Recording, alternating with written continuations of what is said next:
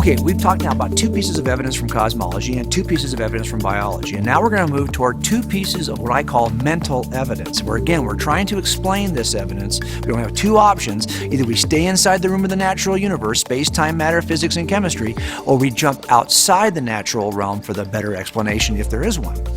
Now, I want to talk about the idea of consciousness for a minute. We sometimes, take it for granted, but you've been thinking about all of these lines of evidence all through this curriculum series. What are you using in order to think about? Are you using your brain? Well, in a sense you are. Are you using your mind? Do you think you actually possess a mind? Sometimes when we're working criminal investigations, we have to identify suspects. And it can be confusing because the person might say, I know the person who did this is J. Warner Wallace. But somebody else might know me as Jim Wallace. Well, how do I know that J. Warner Wallace is the same person that somebody else describes as Jim Wallace? Well, if all of my attributes as J. Warner Wallace are identical to all the attributes I have as Jim Wallace, then this one-to-one relationship, this law of identity, says that we are one and the same person.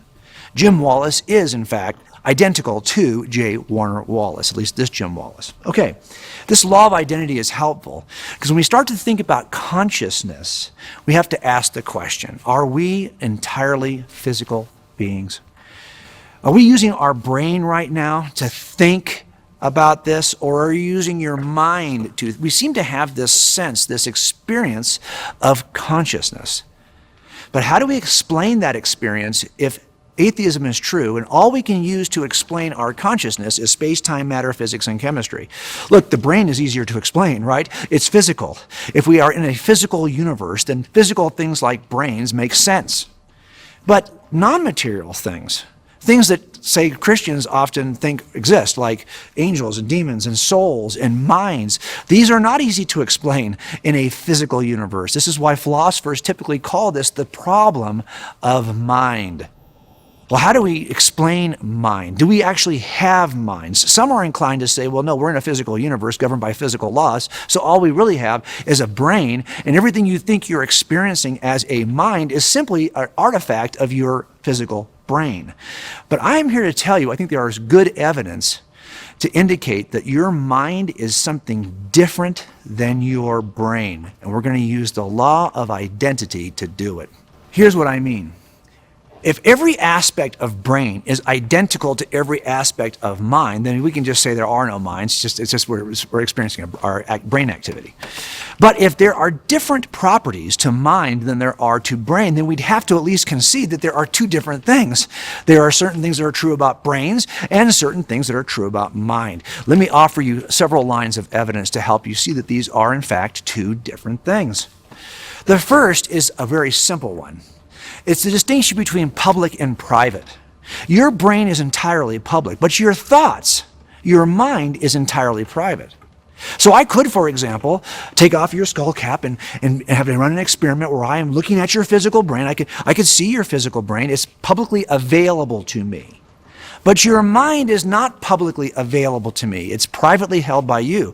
Even if I could see some activity, that neurons that are firing in your brain, I'd have to ask you, well, what are you thinking? To try to associate that with your brain. Your brain is publicly available. Your thoughts are privately held.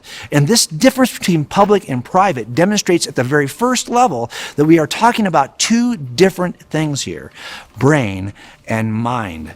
There's another distinction between mind and brain that's really interesting, and philosophers call this intentionality.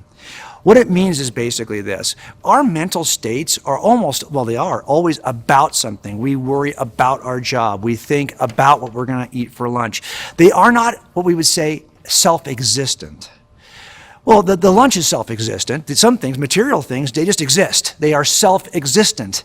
But your thoughts, your mental states are not self-existent. They are about something else. That makes them very different. So your brain exists, it's self-existent, but your thoughts, your mind, the activity in your mind, your mental states they're dependent on something else. They are not self-existent. This difference I call the difference between isness, things that just are, and aboutness, things that are about something else. So this difference between isness and aboutness, as I call it, is yet another difference between your brain and your mind. Let me give you another example of the difference between mind and brain. I might hear a noise in the next room and think there's a burglar in the next room. But I'm wrong. There's no burglar in the next room. I'm afraid there is. Now, I could be wrong about the presence of a burglar, the existence of the burglar in the next room, but my fear of the burglar in the next room is indisputable. This is the difference between physical things and mental states. You cannot dispute that I'm having a belief, I'm having a fear, that's indisputable, but the actual physical reality of the thing I'm worried about, the thing I'm afraid of, that is something we could falsify. And this is yet again the difference between physical things like burglars and brains and non-physical things like minds and beliefs, fears, and thoughts. We've now discovered yet another thing that separates mind from brain. Yet another way that minds are different than brains. Look, we get trained all the time to experience some crazy things in law enforcement. And you can train us in a certain way on what we're going to experience. You can tell us in advance of what your body is going to do when confronted with violence or confronted with a threat. You can understand the physiology of your body.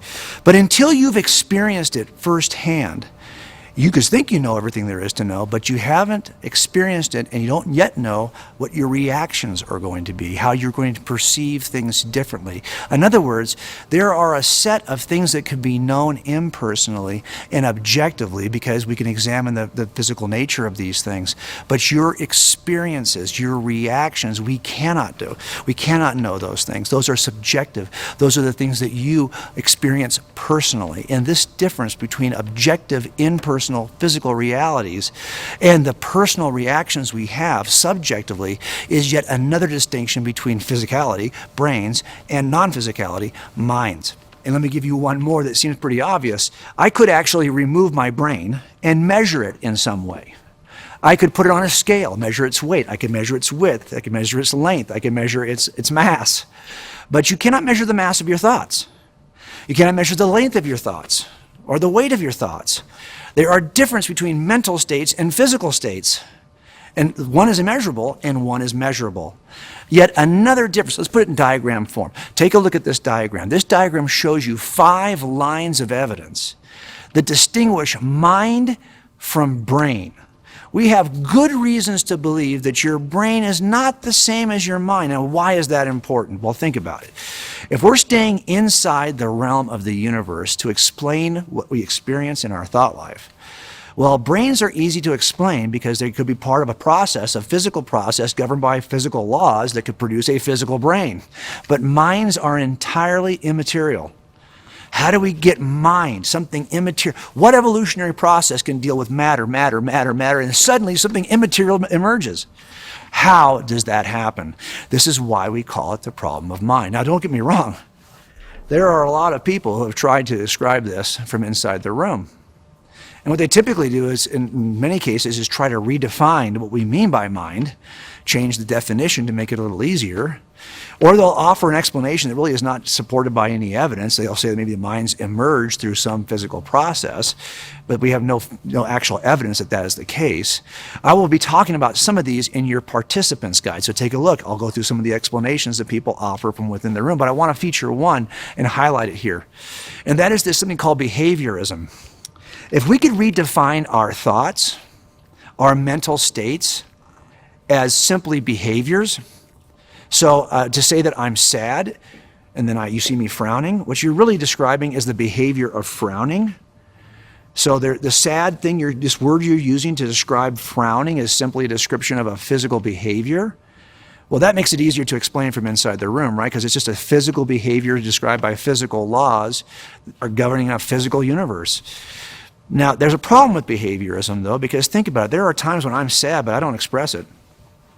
And if I'm not expressing it, how can you call my behavior as identical to my thought life? It's not. There's times when I will also, if behavior is identical to your thought life, I wouldn't even know how I feel until I look in the mirror and see what my behavior is. But clearly, I have something that precedes all of that, a sensation, a thought, a feeling, a response that precedes my physical action, my physical behavior. This idea that behaviors could somehow be identical to your thought life and therefore could be explained by physical processes just doesn't work. Now, there is another way to get conscious mind, another way to get consciousness. What if the source of everything we see in the universe is itself a mind? that creates in its image other living beings that possess a characteristic of the Creator, we have minds, just like the creative mind that created us. That would explain why we experience the kind of consciousness we experience that cannot be explained through physical processes or with any of the explanations that I'm offering from inside the room in your participants guide. And now we have another attribute we can add to our list describing this causal suspect that is responsible for everything we see in the universe. It appears that he is timeless, spaceless, immaterial. He is an uncreated, uncaused first cause that's all-powerful, that is creative enough to just fine-tune the universe with purpose for life to emerge, and then is the source of information in biology that is responsible for all DNA, and that is also the designer behind the design we see in biology, and is a mind that designs in its image other beings that have minds. We have another fifth piece of evidence that cannot be explained from inside the room. The best explanation is, once again, outside the room.